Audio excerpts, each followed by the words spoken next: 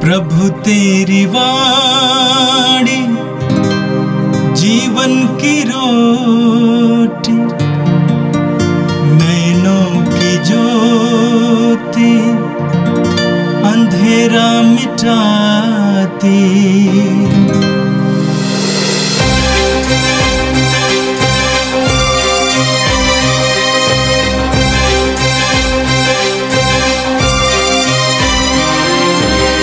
प्रभु तेरी वाणी जीवन की रोटी, नैनों की ज्योति अंधेरा मिटाती।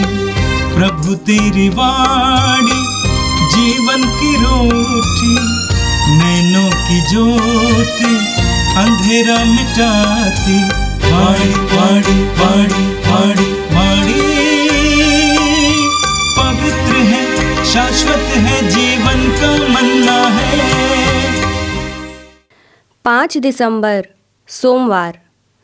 पहला पाठ नबी इसायास का ग्रंथ, अध्याय 35, पद संख्या 1 से 10। मरुस्थल और निर्जल प्रदेश आनंद मनाएंगे। उजाड़ भूमि हर्षित होकर फले फूले, वह कुमुदनी की तरह खिल उठे, वह उल्लास और आनंद के गीत गाएं। उसे लिबानोन का गौरव दिया गया है, कारमेल तथा सारोन की शोभा। लोग प्रभु की महिमा तथा हमारे ईश्वर के प्रताप के दर्शन करेंगे। थके मांदे हाथों को शक्ति दो, निर्बल पैरों को सुदृढ़ बना दो। घबराए हुए लोगों से कहो, ढारस रखो, डरो मत। देखो, तुम्हारा ईश्वर आ रहा है। वह बदला चुकाने आता है, वह प्रतिशोध लेने आता है, वह स्वयं तुम्हें बचाने आ रहा है। तब अंधों की आंखें देखने और बहरों के कान सुनने लगेंगे। लंगड़ा हरीन की छलांग भरेगा और गूंगे की जीभ आनंद का गीत गाएगी।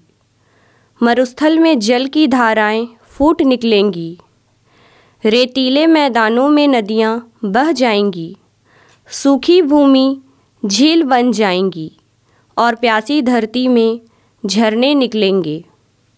जहाँ पहले सियारों की मांद थी, वहाँ सरकंडे और बेत उपजेंगे। वहाँ एक राजमार्ग बिछा दिया जाएगा, जो पवित्र मार्ग कहलाएगा। कोई भी पापी उस पर नहीं चलेगा। यह सियोन के लौटने का मार्ग है। नास्तिक भूलकर भी उस पर पैर नहीं रखेंगे। वहाँ ना तो कोई सिंह विचरेगा और ना कोई हिंसक पशु मिलेगा, बल्कि जिनका उद्धार हो गया है, प्रभु ने जिन्हें मुक्त कर दिया है, वे ही उस पर चलेंगे। वे गाते बजाते हुए सियोन लौटेंगे। वे चिरस्थायी सुख शांति लेकर आएंगे। वे आनंद और उल्लास के साथ लौटेंगे। दुख और विलाप का अंत हो जाएगा। यह प्रभु की वाणी है। संत लूकस के अनुसार पवित्र सुसमाचार अध्याय 5 वाक्य 17 से 26 तक। ईसा किसी दिन शिक्षा दे रहे थे। फरीसी और शास्त्री पास ही बैठे हुए थे। वे गलीलिया तथा यहूदिया के हर एक गांव से और यरूशलेम से भी आए थे। प्रभु के सामर्थ्य से प्रेरित होकर ईसा लोगों को चंगा करते थे। उसी समय कुछ लोग खाट पर पड़े हुए एक अर्धांग रोगी को ले आए। वे उसे अंदर ले जाकर ईसा के सामने रख देना चाहते थे। भीड़ के कारण अर्धांग रोगी को भीतर ले जाने का कोई उपाय ना देखकर वे छत पर चढ़ गए और उन्होंने कपड़े हटाकर खाट के साथ अर्धांग रोगी को लोगों के बीच में ईसा के सामने उतार दिया। उनका विश्वास देखकर ईसा ने कहा, भाई, तुम्हारे पाप क्षमा हो गए हैं। इस पर शास्त्री और फरीसी सोचने लगे, ईश निंदा करने वाला ये कौन है? ईश्वर के सिवा कौन पाप क्षमा कर सकता है? उनके विचार जानकर ईसा ने उनसे कहा, मन ही मन क्या सोच रहे हो? अधिक सहज क्या है, ये कहना तुम्हारे पाप क्षमा हो गए हैं, अथवा ये कहना उठो और चलो फिरो। परंतु इसलिए कि तुम लोग ये जान लो कि मानव पुत्र को पृथ्वी पर पाप क्षमा करने का अधिकार है। वह अर्धांग रोगी से बोले, मैं तुमसे कहता हूँ, उठो और अपनी खाट उठाकर घर जाओ। उसी क्षण वह सबके सामने उठ खड़ा हुआ और अपनी खाट उठाकर ईश्वर की स्तुति करते हुए अपने घर चला गया। सबके सब विस्मित होकर ईश्वर की स्तुति करते रहे। उन पर भय छा गया और वे कहते थे, आज हमने अद्भुत कार्य देखे हैं। ये प्रभु का दिव्य सुसमाचार है। ख्रिस्त प्रभु की जय। मेरे प्रिय भाई और बहनों, हम आगमन काल में हैं और इस आगमन काल के पाठों में आपने देखा होगा प्रभु आशा का संदेश देते हैं, सांत्वना का संदेश देते हैं, प्रोत्साहन का संदेश देते हैं और हमें आमंत्रित करते हैं कि हम प्रभु के लिए मार्ग तैयार करें, प्रभु को अपने जीवन में स्वागत करें। आज का पहला पाठ यशायाह नबी के ग्रंथ के अध्याय 35 से लिया गया था। बहुत सुंदर पाठ है। पूरा अध्याय आशा से भरा हुआ है। वचन कहता है, मरुस्थल और निर्जन प्रदेश आनंद मनाएं, मरुस्थल और निर्जल प्रदेश आनंद मनाएं, उजाड़ भूमि हर्षित होकर फले फूले। आगे लिखा हुआ है, थके मांदे हाथों को शक्ति दो, निर्बल पैरों को सुदृढ़ बना दो, घबराए हुए लोगों से कहो ढारस रखो, मत डरो, देखो तुम्हारा ईश्वर आ रहा है, वो बदला चुकाने आता है, वो प्रतिशोध लेने आता है, वह स्वयं तुम्हें बचाने आ रहा है। तब अंधों की आंखें देखने और बहरों के कान सुनने लगेंगे, लंगड़ा हरण की तरह छलांग भरेगा और गूंगे की जीभ आनंद का गीत गाएगी। मरुस्थल में जल की धाराएं फूट निकलेंगी, रेतीले मैदानों में नदियां बह जाएंगी, सूखी धरती झील बन जाएगी और प्यासी धरती में झरने निकलेंगे।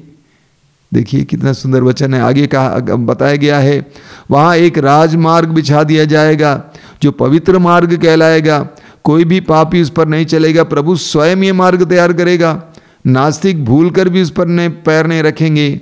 वहाँ ना तो कोई सिंह विचरेगा और ना कोई हिंसक पशु मिलेगा, प्रभु की प्रजा उस पर चलेगी।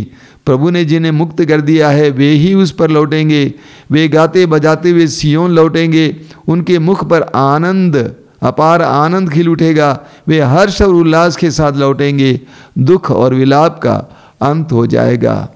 कितना सुंदर संदेश है। यह एक भविष्यवाणी है, भविष्य में होने वाली घटनाओं के बारे में। सबसे पहले इसका इशारा है बाबुल में जो निर्वासन में जी रहे यहूदी लोग, इस्राएली लोग, उनके वापसी के बारे में। जब वे वापस आ जाएंगे अपना देश, आनंद के साथ आ जाएंगे और प्रभु उनके लिए नया मार्ग खोलेंगे, उनके लिए सारे चमत्कार करेंगे। दूसरा इशारा यशायाह नबी के बाद 700 साल बाद जो मसीहा का आगमन होना था उसके बारे में है। मसीहा संसार में आएगा और वह ये सारे चमत्कार किया करेंगे।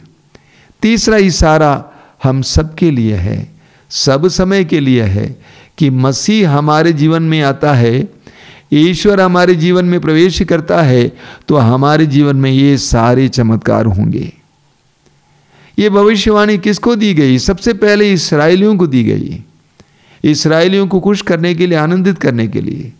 निराश मत रहो, ऐसा समय आ रहा है जब तुम्हारी प्रजा वापस आएगी निर्वासन से, तुम आनंद का जीवन जियोगी। दूसरा, कलीसिया के लिए दी जा रही है भविष्यवाणी।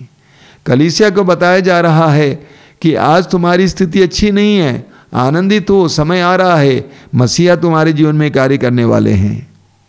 तीसरा, हर विश्वासी के लिए दिया जाता है कि तुम्हारे जीवन में इस तरह की परिस्थिति है, घबराओ मत, तुम्हारे जीवन में आशाएं आ रही हैं, उम्मीद जगाओ।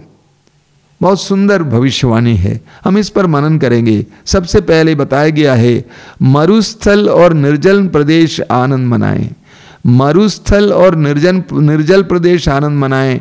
वाक्य 6 और 7 में लिखा हुआ है, मरुस्थल में जल की धाराएं फूट निकलेंगी, रेतीले मैदानों में नदियां बह जाएंगी, सूखी धरती झील बन जाएगी और प्यासी धरती में झरने निकलेंगे।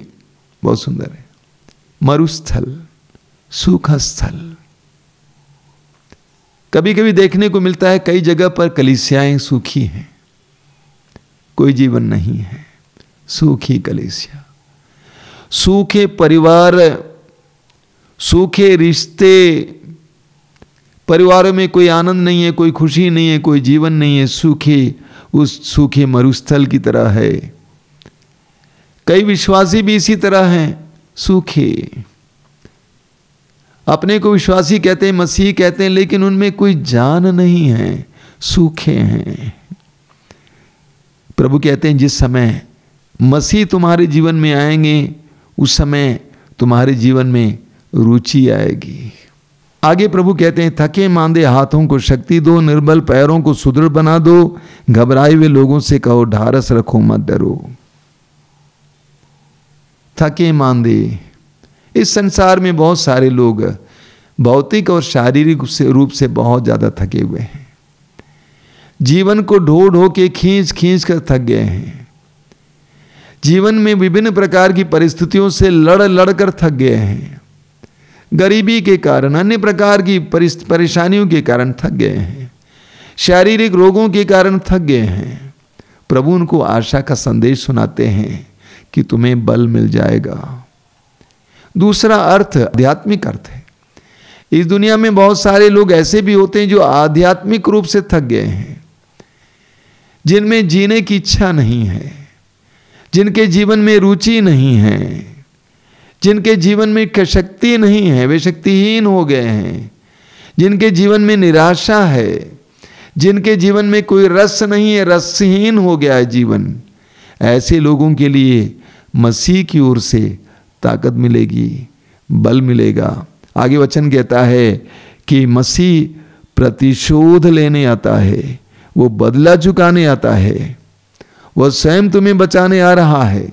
इस प्रतिशोध का यहाँ पर क्या मतलब है? जो हमारे मन में है वो नहीं है। प्रतिशोध का यहाँ पर मतलब है न्याय करने आएगा, मसीह न्याय करने आएगा। इस्राएलियों के साथ अन्याय हुआ, लेकिन न्याय करने के लिए ईश्वर अपने प्रेम को प्रकट करने वाला है। उसी तरह मसीह संसार में न्याय करने के लिए आ रहा है। जो दुर्बल है, कमजोर है, उनको सामर्थ्य देने के लिए आ रहा है। आगे वचन में लिखा हुआ है तब अंधों की आंखें देखने और बहरों के कान सुनने लगेंगे। अंधों की आंखें देखने लगेंगी, इसका दोनों अर्थ है, शारीरिक अर्थ है। प्रभु यीशु ने, मसीह ने बहुत सारे अंधों को आंखें दी। इसका एक दूसरा अर्थ है आध्यात्मिक अर्थ, जो देख नहीं पाते हैं, जो ईश्वर की महिमा को देख नहीं पाते हैं, जो अंधविश्वासी हैं, जो अज्ञान हैं, जो नफरत में जीवन जी रहे हैं, जिसके कारण दूसरों को देख नहीं पाते हैं। योहन का पहला पत्र अध्याय 2 वाक्य 9 से 11 तक योहन कहते हैं जो घृणा में, नफरत में है वो अंधा है। इस प्रकार के अंधेपन को प्रभु दूर करेंगे। बहरे सुनने लगेंगे। बहरे का मतलब क्या होता है? यहाँ पर एक शारीरिक अर्थ है, प्रभु यीशु ने बहुत सारे बहरों को चंगा किया। दूसरा आध्यात्मिक अर्थ है, बहरे जो ईश्वर को नहीं सुनते हैं, ईश्वर की वाणी की ओर अपने कान नहीं लगाते हैं, ईश्वर की आज्ञाओं का पालन नहीं करते हैं। बहरे वे भी होते हैं जो संवेदनहीन हैं, जो लोगों को, मनुष्यों को नहीं सुन पाते हैं, उनके दर्द पीड़ाओं को नहीं सुन पाते हैं, उनके रोने की आवाज़ को सुन नहीं पाते हैं, संवेदनहीन हैं। जब मसीह उनके जीवन में आएंगे तो उनके जीवन में संवेदनशीलता आ जाएगी। वचन में लिखा हुआ है लंगड़ा हिरणी की तरह छलांग भरेगा। लंगड़े का मतलब क्या है? कई लोग इस दुनिया में लंगड़ा लंगड़ा कर चलते हैं, यानी जिनके जीवन में कोई ताकत नहीं है, बल नहीं है, अपनी जिंदगियां घसीटते हैं, अपनी जिंदगियां घसीटते हैं, जिनके जीवन में कोई गति नहीं है, गतिहीन है। प्रभु ईश्वर के आने से, यीशु के आने से उनको गति मिलेगी। जो रुका हुआ है वो चलने लगेंगे। जिनके जीवन में बाधाएं हैं, बाधाएं हटेंगी। हबक्कूक के ग्रंथ के अध्याय 3 वाक्य 19 में लिखा हुआ है कि प्रभु मेरे पैरों को हिरणी की गति देता है। जब प्रभु उनके जीवन में आ जाएंगे, उनको ताकत मिलेगी, उनके जीवन में गति आ जाएगी, उनको तरक्की होगी। आगे प्रभु कहते हैं एक मार्ग तैयार होगा, पवित्र मार्ग, वो स्वयं प्रभु तैयार करेंगे। ये मार्ग कौन सा है? ईश्वर के राज्य का मार्ग, प्रभु का मार्ग, सन्मार्ग, सच्चाई का मार्ग, सुख का मार्ग, अनुग्रह का मार्ग, पवित्रता का मार्ग, जो ईश्वर तैयार करेगा, जिस पर विश्वासी चलेंगे। बहुत बहुत सुंदर सुंदर संदेश है। मसीह हमारे जीवन में आते हैं, प्रभु हमारे जीवन में आते हैं, तो हमारे जीवन में ये सारा संदेश प्रकट होगा, प्रत्यक्ष होगा, प्रमाणित होगा। और आज के सुसमाचार में हमने पहले पाठ से मिलता जुलता एक दूसरा संदेश सुना। वचन में आपने सुना, ईसा किसी दिन शिक्षा दे रहे थे। फरीसी और शास्त्री पास ही बैठे हुए थे। वे गलीलिया तथा यहूदिया के हर एक गांव से और यरूशलेम से भी आए थे। प्रभु के सामर्थ्य से प्रेरित होकर ईसा लोगों को चंगा करते थे। उसी समय कुछ लोग खाट पर पड़े हुए एक अर्धांग रोगी को ले आए। वे उसे अंदर ले जाकर ईसा के सामने रख देना चाहते थे। भीड़ के कारण अर्धांग रोगी को भीतर ले जाने का कोई उपाय न देखकर वे छत पर चढ़ गए और उन्होंने कपड़े हटाकर खाट के सहारे अर्धांग रोगी को लोगों के बीच में ईसा के सामने उतार दिया। उनका विश्वास देखकर ईसा ने कहा, भाई तुम्हारे पाप क्षमा हो गए। इस पर शास्त्री और फरीसी आपस में चर्चा करने लगे, ईश निंदा करने वाला ये कौन है? ईश्वर के सिवा कौन पाप क्षमा कर सकता है? उनके विचार जानकर ईसा ने उनसे कहा, मन ही मन क्या सोच रहे हो? अधिक सहज क्या है, ये कहना तुम्हारे पाप क्षमा हो गए हैं, अथवा ये कहना उठो और चलो फिरो? परंतु इसीलिए कि तुम लोग ये जान लो कि मानव पुत्र को पृथ्वी पर पाप क्षमा करने का अधिकार है। वो अर्धांग रोगी से बोले, मैं तुमसे कहता हूं, उठो और अपनी खाट उठाकर घर जाओ। उसी क्षण वह सबके सामने उठ खड़ा हुआ और अपनी खाट उठाकर ईश्वर की स्तुति करते हुए अपने घर चला गया। बहुत सुंदर प्रसंग है। वचन में हमने सुना कि कुछ लोग एक अर्धांग रोगी को यीशु के पास ले आना चाहते थे।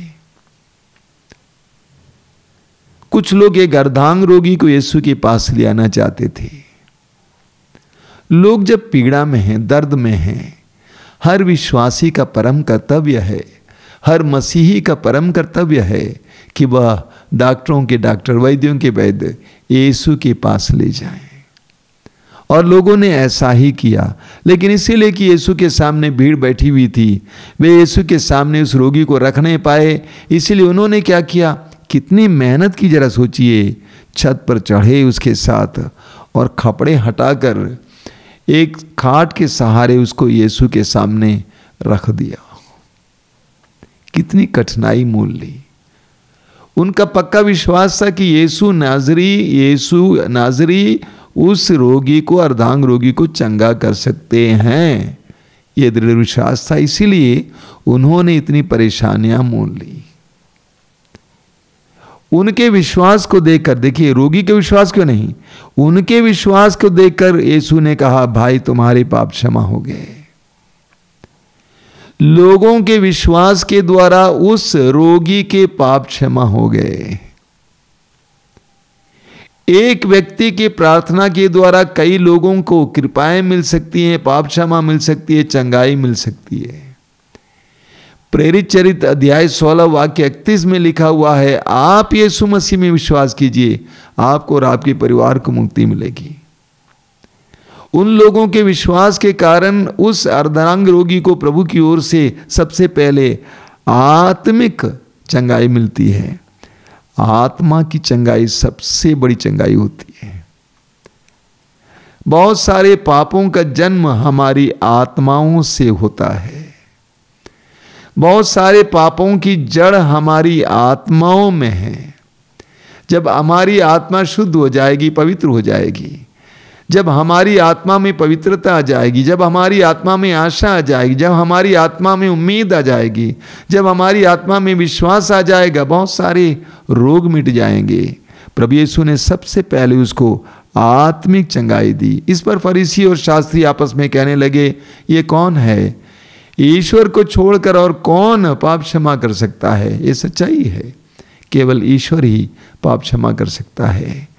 प्रभु यीशु ये प्रकट करने के लिए कि उनको पाप क्षमा करने का अधिकार है, उस अर्धांग रोगी से कहा, मैं तुमसे कहता हूं, उठो, अपने खाट लेकर घर चले जाओ। और उसी क्षण वो चंगा हो जाता है, उठ खड़ा हो जाता है। खड़े होने के बाद क्या करता है? ईश्वर की स्तुति करते हुए घर चला जाता है। ईश्वर की स्तुति करते हुए घर चला जाता है। सुसमाचारों में बार बार हम पढ़ते हैं, जितने भी लोगों को प्रभु यीशु ने चंगा किया वे ईश्वर की स्तुति करने लगते हैं। जब हम रोग में होते हैं, पीड़ा में होते हैं, अक्सर हमारी आत्माएं ईश्वर को कोसती हैं। हम आनंदित नहीं होते हैं, अपने आप को हम कोसते हैं, ईश्वर को कोसते हैं, लोगों को कोसते हैं। लेकिन जिस समय प्रभु से हमें चंगाई प्राप्त होती है तो अनायास ही हमारे अंदर से ईश्वर की स्तुति निकलती है। यही इस रोगी में हम पाते हैं। वह ईश्वर की स्तुति करते हुए घर चला गया। सबके सब विस्मित होकर ईश्वर की स्तुति करते रहे। ना केवल वो स्तुति करता रहा, इस चमत्कार को देखकर सभी लोग ईश्वर की स्तुति करते रहे, उस महान परमेश्वर की स्तुति करते रहे जिसने इतना बड़ा चमत्कार वहां पर प्रकट किया है। उन पर भय छा गया, वे ईश्वर के सानिध्य का अनुभव करने लगे। मैंने देखा बहुत सारे लोग उनके जीवन में प्रभु के चमत्कारों के द्वारा प्रभु का उपस्थिति का एहसास करने लगते हैं। सबके ऊपर भय छा गया। क्या मतलब इसका? वे ईश्वर के सानिध्य, ईश्वर की उपस्थिति महसूस करने लगे कि ईश्वर हमारे बीच में है, वो महान कार्य कर रहा है। उन्होंने कहा, आज हमने अद्भुत कार्य देखे हैं। मसीह के आगमन से, मसीह के पास जाने से हमारे जीवन में भी यही होता है। मेरा ये दृढ़ विश्वास है कि संसार के बहुत सारे लोग जो बंधनों में हैं, अगर वे प्रभु के पास आते तो उनको छुटकारा मिल जाता। कई लोग जो रोग के बंधन में हैं, वे प्रभु के पास आते तो उनको छुटकारा मिल जाता। जैसा कि मैंने कहा, कई लोगों को शारीरिक चंगाई इसीलिए नहीं मिलती है क्योंकि उनको सबसे पहले आध्यात्मिक चंगाई की आवश्यकता है। हमें आध्यात्मिक चंगाई भी चाहिए, शारीरिक चंगाई भी चाहिए। सबसे पहले आध्यात्मिक चंगाई, आंतरिक रूप से स्वस्थ होना, तब हम बाह्य रूप से भी स्वस्थ हो जाएंगे। आज हम प्रभु से प्रार्थना करें कि प्रभु हमें इतना विश्वास दें, उन लोगों की तरह जिन्होंने विश्वास के साथ उस रोगी को लेकर छत पे चढ़कर, छत को तोड़कर यीशु के सामने उस रोगी को रखा, उसी तरह हमारे अंदर भी विश्वास दें ताकि हम भी मसीह के करीब पहुँचें, मसीह के पास जाएं, यीशु के पास जाएं, यीशु को अपने जीवन में आमंत्रित करें ताकि हम भी प्रभु की स्तुति करने लगें, हमारे साथ अन्य लोग भी प्रभु की स्तुति करने लगें। हम विस्मित हो जाएं, हम विस्मित हो जाएं और प्रभु का सानिध्य महसूस कर सकें। प्रभु यीशु, इन वचनों को सुनने वाले मेरे भाई बहनों को आशीर्वाद दीजिए। आज का संपूर्ण दिन उनके लिए चमत्कार और चिन्हों का दिन बने। वे जहाँ कहीं भी जाएं, उनको तेरी कृपा का एहसास हो। हमारी इस प्रार्थना को ग्रहण कर, आमीन। प्रभु तेरी वाणी जीवन की रोटी, नैनों की ज्योति अंधेरा मिटाती। वाणी वाणी वाणी वाणी वाणी पवित्र है, शाश्वत है जी